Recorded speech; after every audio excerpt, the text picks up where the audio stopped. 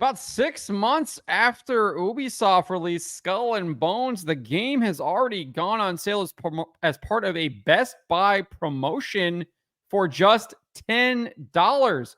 Again, this is 6 months after Ubisoft CEO Yves Guillemot declared that the game was a Quadruple A product, and he justified it being sold for $70 despite it being a live action service game. Before we get to this, I'd like to ask you, please hit that subscribe button, hit that bell for notifications so you don't miss any of our future videos here at the Trent Report. Roll this up over at thatparkplace.com.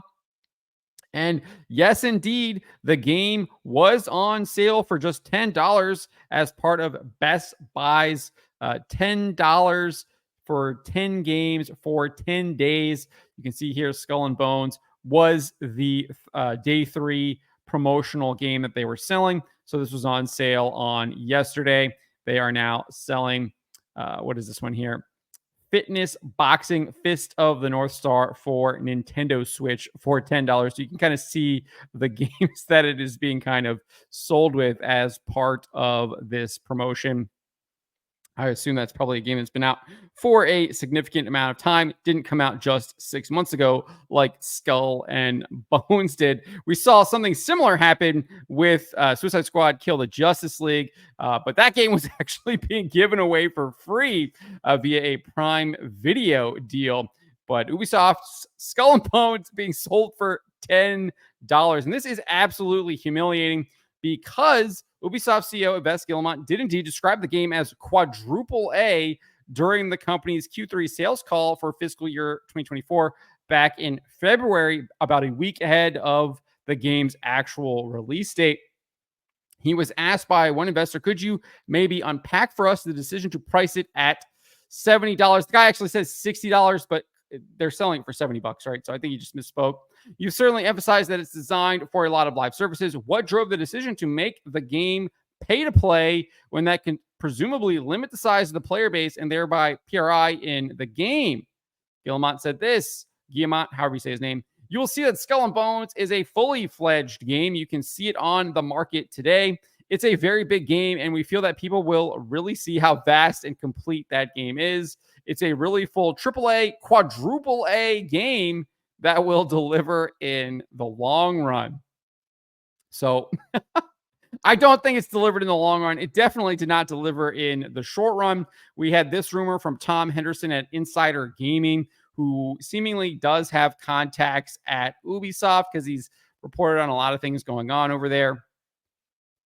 But he shared this about a week after the game released, saying that the game currently has around 850,000 players total at the time of writing, which includes those who have opted to play the game with the 8-hour free trial provided by Ubisoft. So one has to wonder how many of those 850,000 players were actually the ones part of that free trial. We saw something similar with Flintlock, the Siege of Dawn, where they were saying they had 500,000 players, but it obviously was on Game Pass. So most of those players were probably on Game Pass and did not indeed purchase the game. So who knows how many people actually bought this game or just played the 8-hour free trial and then saw that it was crap and pieced out. Interestingly, in that same report, Henderson also detailed that Ubisoft spent around $200 million on the game, and the company, quote, doesn't expect to make it back. $200 million, and they don't expect it to break even. Yet they are trying to sell this game for $70, describing it as a Quadruple A game to investors, now being sold for $10 as part of a Best Buy promotion. I mean, cannot make this stuff up. And Ubisoft really hasn't said a lot about this game in its financial reports. They've basically just talked about player retention, etc.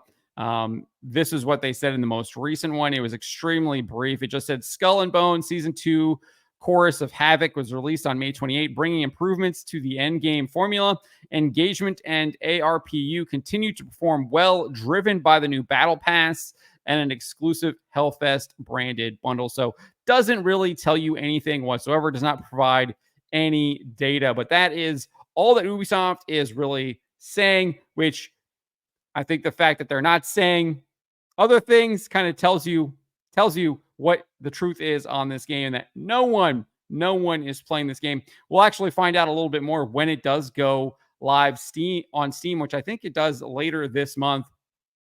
So we'll see how many people, PC gamers, actually check this game out. I don't think they're going to. I think this game is another massive, massive Ubisoft bomb. And I think we're going to have a couple more coming up here too. Star Wars Outlaws and Assassin's Creed Shadows coming out later this year. Star Wars Outlaws coming out later this month. And what I found really interesting is that Guillemot's comments about Skull and Bones are very similar to the ones he's made about Star Wars Outlaws, especially in the most recent sales call. When he was asked by an investor from Bank of America of if Ubisoft planned on delaying Star Wars Outlaws due to the negative feedback it was getting, specifically around its graphics, the AI, etc., the NPC detection, he said this: the game has gone gold, so the date is well confirmed for August 13th. That just means it's locked in. They're not making any changes, and they're going to ship it on August 13th, which is actually tomorrow.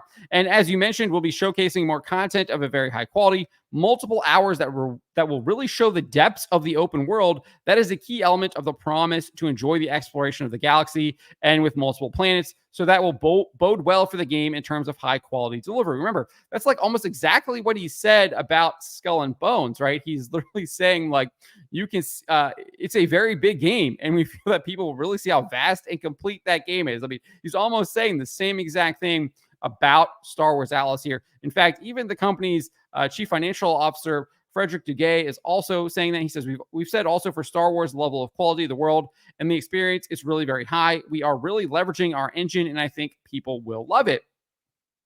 They were all Guillemot was also asked another question by Barclays' Nick Dempsey regarding the actual estimates for the game, basically how much they're going to sell. I think they're estimating they're going to bring in 500 million euros for the quarter. And Nick Dempsey is like, well, that doesn't seem like a lot given the fact that you're hyping up this game. When I do my calculations, I'm only really coming to about you selling 5 million units of Star Wars Outlaws based on the $70 price tag.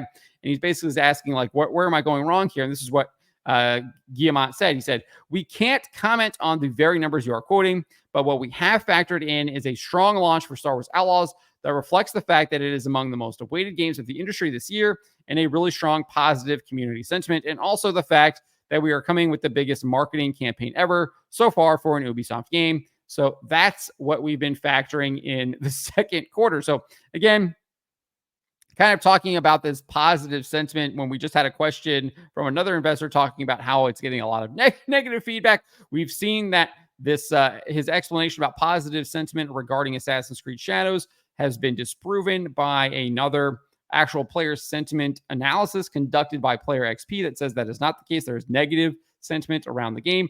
I would wager there's a lot of negative sentiment around Star Wars Outlaws as well, especially around core gamers, which would make up Ubisoft's audience. But I do find it really interesting here that he basically says the same thing about Skull and Bones that he is now saying about Star Wars Outlaws. And I think we know that Skull and Bones did not perform well. Again, clearly losing money on this game, according to Tom Henderson, cost them around 200 million and do not expect to make it back. And I think they might be losing money on Star Wars Outlaws as well. We will find out here very shortly how well this game will do.